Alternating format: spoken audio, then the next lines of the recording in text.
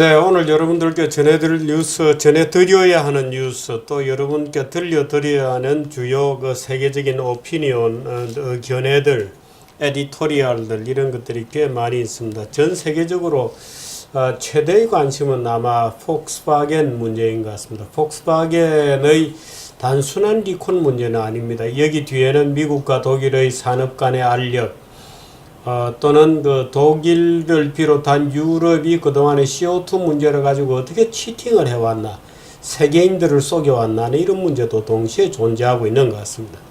어떻게 해서 이 소위 산업가들이 환경 문제를 이용해서 돈을 벌어왔나는 소위 CO2 컴플렉스라고 하는 게 만들어낸 어처구니 없는 결과라는 측면도 있기 때문에 이런 측면은 우리가 눈여겨봐야 할 것 같습니다. 지금 미국에는 손님이 두 명이 있습니다. 한 명은 시진핑이고 한 명은 프란치스코 교황입니다.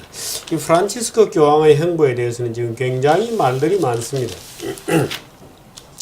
오늘 프란치스코 교황의 행보에 대해서 월스트리트저널에 난 기사를 하나 여러분들께 그 기사라기보다는 사설입니다. 사설로서는 굉장히 강한 그 내용의 사설인데요. 제목은 The Politics of Pope Francis 이렇게 되어 있습니다. 오늘 아침자인데요. 이런 겁니다. 그 프란치스코 교황이 우리나라에 와서 그때 상당히 논란이 적지 않았습니다만은 우리나라 언론에서는 아무도 이 문제를 지적을 안 했는데 지금 그 월스트리트저널에서는 교황이 너무 정치적으로 놀고 있다 이런 종류의 비난을 오바마하고 아주 싸잡아가지고 상당히 강한 의조로 비난하고 있습니다. 교황이 백악관과 의회에서 연설하는 것은 거의 방미에는 비종교적인 목적, 다시 말해서 정치적 목적이 있다는 것을 증명한다. 교황은 지속적으로 진보적인 정치 성향을 표출해왔다. 그는 특히 소득 재분배나 친환경적인 정책들을 공개적으로 지지했다. 오바마는 교황과 같은 정치적 성향을 가지고 있기 때문에 그 연설을 정치적으로 이용하려 하고 있다. 만약 프란치스코 교황의 전임자였던 베네딕투스 교황이 미국을 방문했더라면 오바마는 그에게 연설할 기회조차 주지 않았을 것이다. 베네딕트 교황은 낙태, 동성결혼과 이혼을 반대했기 때문이다. 이러한 세속적인 진보주의자들은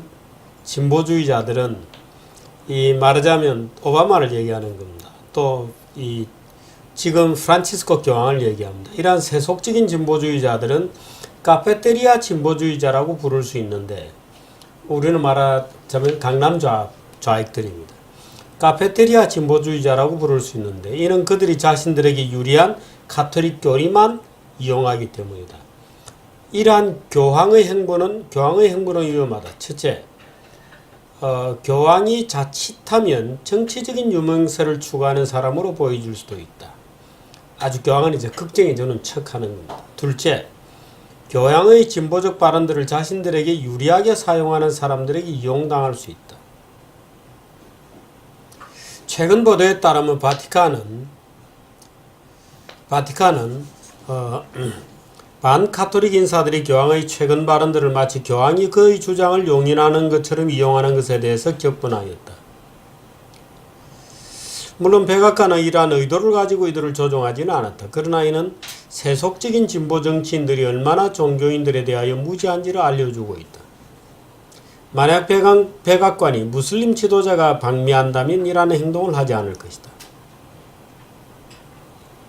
우리는 교황이 이번 방미를 통하여 미국과 자본주의를 더 이해하기를 바란다.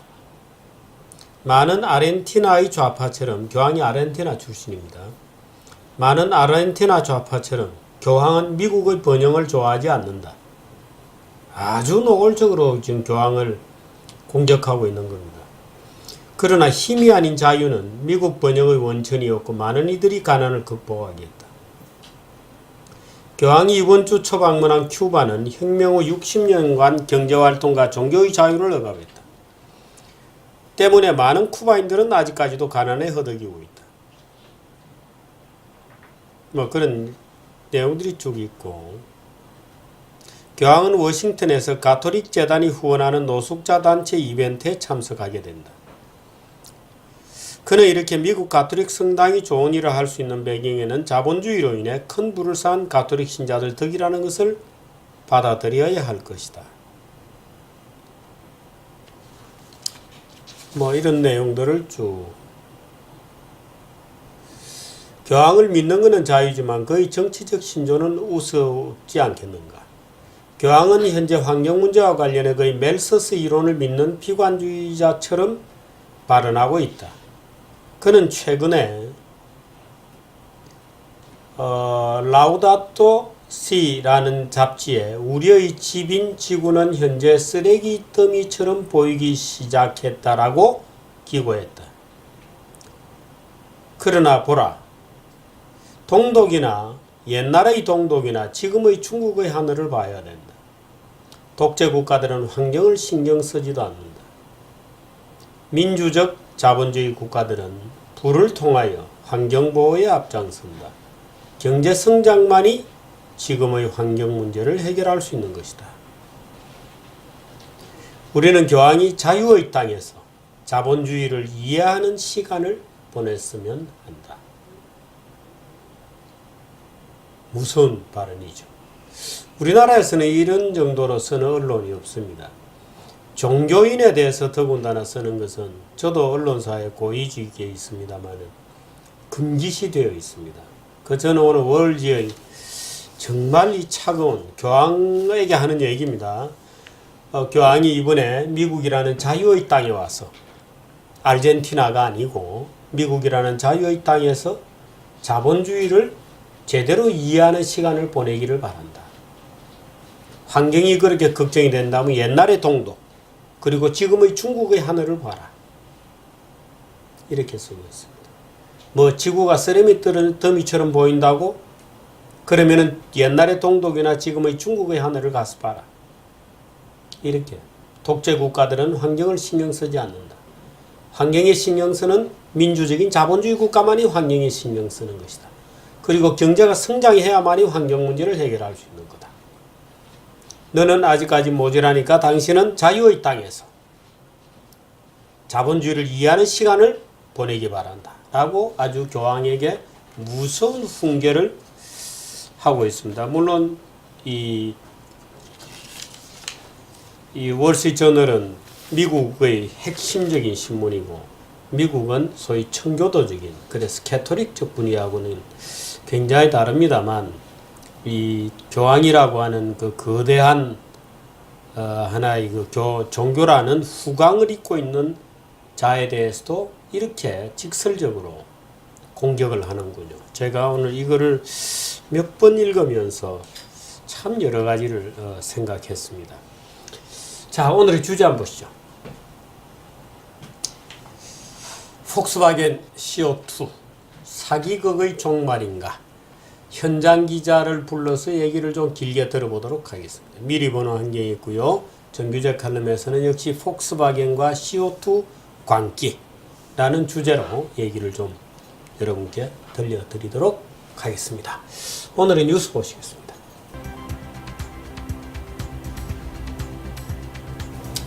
네, 박삼구 회장이 금호산업을 되찾았다는 기사도 있습니다.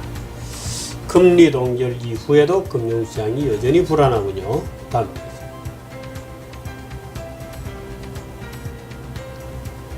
중국에 대해서 여러 가지 캐치올 방식 대북 제재, 모든 것을 검색한다. 모든 것을 다 체크한다. 그 다음에 미중 정상회담 얘기가 쭉 있습니다. 잠시 전에 말씀드렸습니다만 프란치스코 교황 방미에 대해서도 기사가 있습니다. 네, 이송윤 아나운서부터 시작합니다.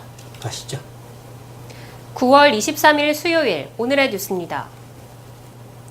육군이 북한의 핵시설을 비롯한 주요 전략적 군사시설 파괴 임무를 수행하는 특수부대 편성을 추진 중인 것으로 확인됐습니다. 육군 특수전사령부는 오늘 국회 국방위원회 육군 국정감사 업무보고 자료에서 적의 전략적 핵심 표적 타격을 위한 특수부대 편성을 추진하고 있다고 밝혔습니다. 특전사는 전략적 핵심 표적이 무엇인지 구체적으로 설명하진 않았지만 군 관계자는 핵무기와 장거리 미사일 같이 전략적 의미를 갖는 군사시설을 뜻한다고 보면 된다고 설명했습니다. 네, 이때까지 저런 특수부대가 없었던 모양이죠. 그게 오히려 좀 이상한 기분이 듭니다만 어떻든 뒤늦게라도 담당 부대를 창설하기로 했다 그러니까 천만다행이다 하는 느낌이 듭니다. 네. 박삼구 금호아시아나그룹 회장이 금호산업 경영권 지분 50%를 7,228억 원에 인수하기로 했습니다. 금호아시아나그룹은 금호산업의 채권단이 제안한 금호산업 지분의 가격을 받아들이기로 했으며 가능한 빠른 시일 내에 주식 매매 계약을 체결할 것이라고 밝혔습니다. 계약이 체결되면 박 회장은 2009년 12월 금호산업과 금호타이어의 워크아웃 이후 약 6년 만에 그룹의 지주사인 금호산업의 최대 주주로 복귀하게 됩니다. 네, 박상구 회장이 그동안에 금호그룹을 참 잘못 경영을 하셔서 거의 회사를 잃을 뻔했습니다만 사재를 다 털어놓고 정말 뭐라 그럴까요? 참 이루 말할 수 없는 고생을 한 끝에 이제 다시 자기 회사를 되찾게 되었습니다. 축하드립니다. 근데 조금 더 버티셨으면 글쎄 조금 더 싼 가격에 살 수 있지 않았나 이렇게 저는 봅니다만 또 본인으로서는 일각이 여삼추였던 것 같습니다. 사실 좀 더 버티면 가격이 더 떨어졌을 것이라고 저는 봅니다만 본인으로서는 아마 정말 지긋지긋하다. 빨리 회복하자 이런 아마 생각을 하셨던 것 같습니다. 축하드립니다. 네, 다음 보겠습니다.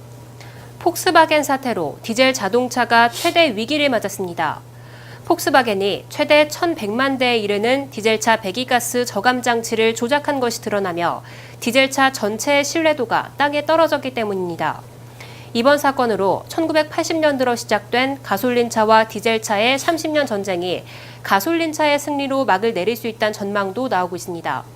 한편 환경부는 한국에 수입된 폭스바겐 차량의 배기가스량이 조작된 것으로 밝혀지면 해당 전체 차종의 판매 중지 처분이나 리콜 등 강력한 처벌을 내릴 방침입니다.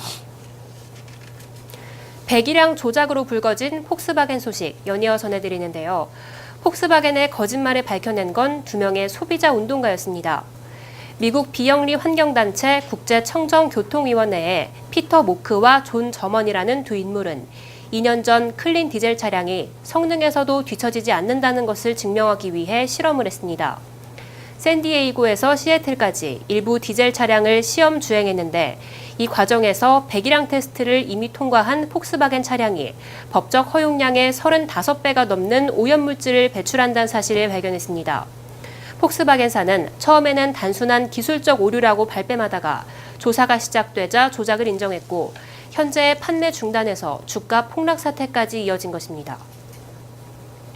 네, 지금 뒷부분에 보였던 얼굴이 폭스바겐 회장 얼굴입니다. 빈트 고론인가요? 그분이고 그 앞에 보인 사람이 이제 환경운동가들인데 사실이 저는 이 소비자운동, 환경운동하던 이 두 사람의 그 용기가 굉장히 가상하다고 봅니다. 왜냐하면 되게 환경운동에 종사하는 사람들은 자기들에게 불리한 증거가 나오면 덮어버리는 일종의 그런 경향성이 있습니다. 왜냐하면 환경운동 그 자체 굉장히 몰입하다 보면 자기 운동을 부정하는 그런 결과가 나와야 되니까 이제 그런 결과가 오면 덮어버리거나 하는데 어떻든 이 두 사람은 진실만을 추구하겠다, 팩트를 쫓아가겠다는 자세를 가지고 자기가 입증하려고 하는 그 반대의 결과를 입증하게 되었죠. 종종 우리는 그런 용기 있는 사람을 만납니다. 비오른 람보로 같은 분들도 마찬가지인데 비오른 람보로 같은 분들은 원래는 처음에는 과격한 환경운동가였습니다. 소위 환경운동단체 중에서도 가장 과격한 그린피스 이런 데에서 활동을 하던 분이었는데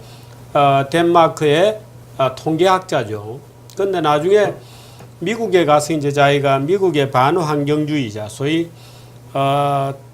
그 폴 사이먼이라고 하는 경제학자의 주장을 내가 저 경제학자를 때려 눕히겠다고 나서서 조사를 하다가 당신 주장이 맞다 하고 돌아선 이제 그런 경우에 해당이 됩니다. 이번에 그 소비자 운동으로 이제 이 폭스바겐의 문제를 밝혀낸 두 사람도 사실은 자기들은 오히려 디젤차가 좋다는 걸 입증하려고 하다가 시작했는데 보니까 이게 아니다는 것을 밝혀낸 참 그런 점에서는 두 사람이 그래도 지적인 성실성이 있다.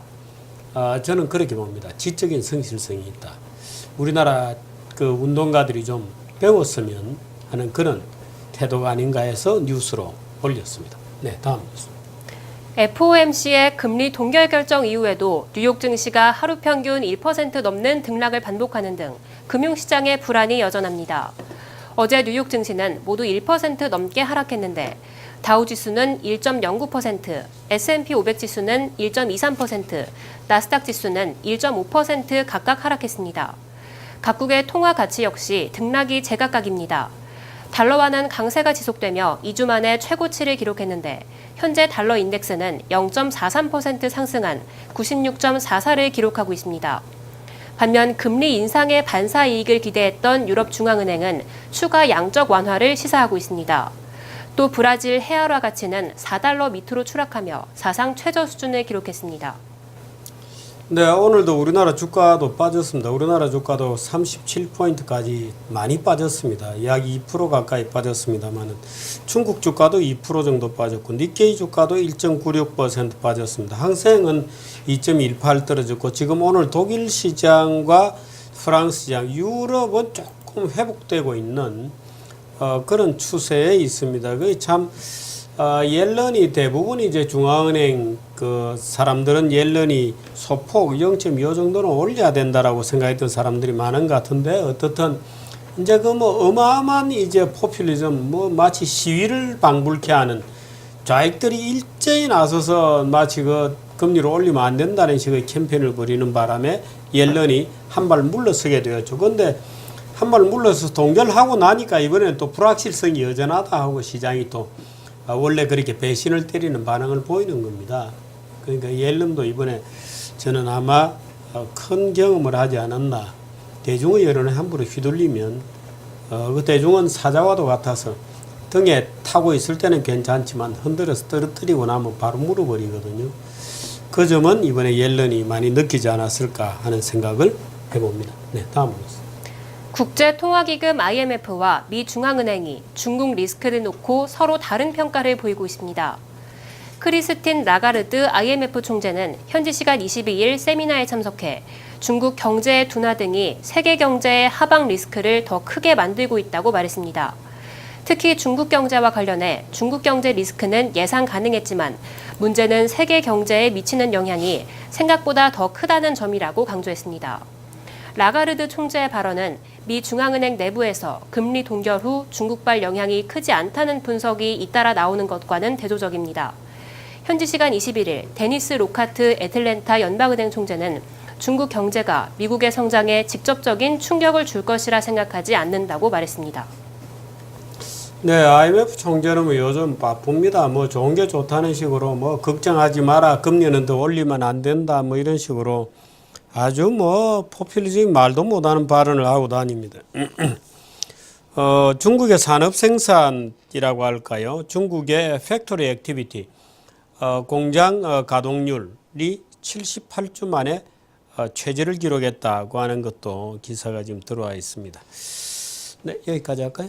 하나 더 있습니까? 네, 1부 뉴스는 여기까지 하도록 하겠습니다. 오늘 월지도 그렇고 FT도 그렇고 국제 세계에서 여러 가지 기사가 나와 있습니다만은 오늘 FT는 굉장히 재미있는 기사가 나와 있습니다. 중앙은행은 부자를 더 부유하게 만들었다.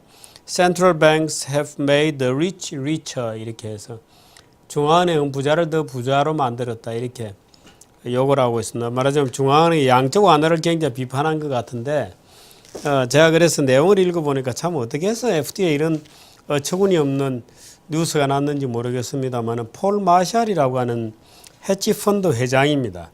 헤지펀드 회장인데 이 헤지펀드 회장이 쓴 말하자면 월스트리트 파이낸셜 타임즈의 오피니언맨의 톱입니다. 오피니언맨의 톱인데 이 오피니언맨의 톱 난 기사가 부자들만 부자가 되는 양적 완화는 뭐 싫다. 그러니까 아예 가난한 자들에게도 다 퍼주자. 이렇게 돈을 나누어 주자.